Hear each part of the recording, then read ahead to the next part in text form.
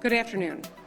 Earlier today, Attorney General Dana Nessel was joined by officials from the Department of Justice and the FBI to announce state and federal charges against 13 members of 2 militia groups who were preparing to kidnap and possibly kill me.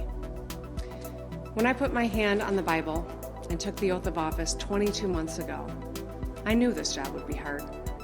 But I'll be honest, I never could have imagined anything like this. I want to start by saying thank you to our law enforcement. Thank you to the fearless FBI agents. And thank you to the brave Michigan State Police troopers who participated in this operation, acting under the leadership of Colonel Joe Gasper. I also want to thank Attorney General Nessel and the U.S. Attorneys Burge and Schneider and their teams for pursuing criminal charges that hopefully will lead to convictions, bringing these sick and depraved men to justice.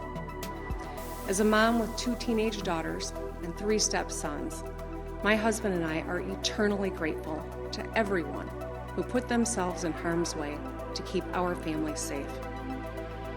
2020 has been a hard year for all of us. Hard for our doctors and nurses and truck drivers, grocery store workers. It's been hard for the teachers and students and parents. Hard for those who have had to stay isolated to stay safe. And it's not over yet. But here's what I know. We're Michiganders. We have grit, we have heart, and we are tough as hell. We made it through the Great Recession. We made it through auto bankruptcies. We made it through floods and polar vortexes. But none of us has faced a challenge like COVID-19, not in our lifetimes. I've said it many times, we are not one another's enemy. This virus is our enemy, and this enemy is relentless. It doesn't care if you're a Republican or a Democrat, young or old, rich or poor. It doesn't care if we're tired of it. It threatens us all, our lives, our families, our jobs, our businesses, our economy. It preys on our elderly and medically vulnerable residents. And it has exposed deep inequities in our society. This should be a moment for national unity, where we all pull together as Americans to meet this challenge head on, with the same might and muscle that put a man on the moon. Seeing the humanity in one another and doing our part to help our country get through this. Instead, our head of state has spent the past 7 months denying science, ignoring his own health experts, stoking distrust, fomenting anger, and giving comfort to those who spread fear and hatred and division. Just last week, the President of the United States stood before the American people and refused to condemn white supremacists and hate groups like these 2 Michigan militia groups. Stand back and stand by, he told them. Stand back and stand by. Hate groups heard the president's words not as a rebuke, but as a rallying cry, as a call to action. When our leaders speak, their words matter. They carry weight.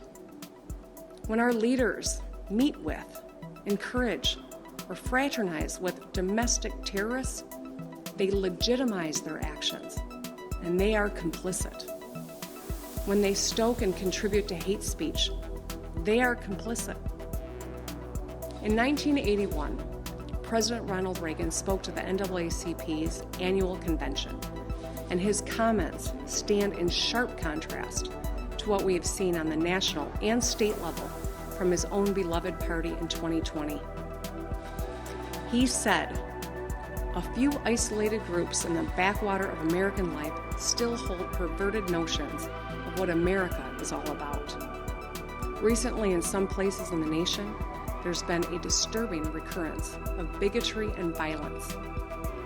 Then Reagan sent a direct message to those who still adhere to senseless racism and religious prejudice.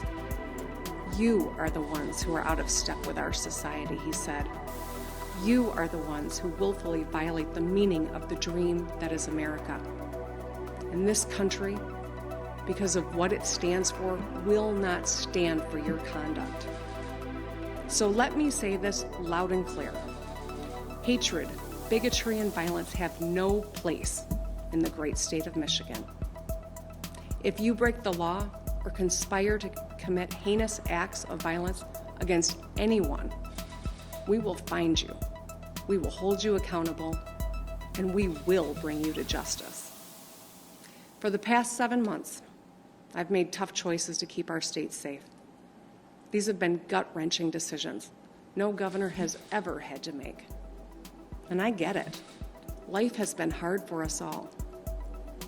When I get out of bed every morning, I think about the high school seniors, like my daughter, who missed graduation ceremonies, or those Michiganders who've missed weddings and funerals.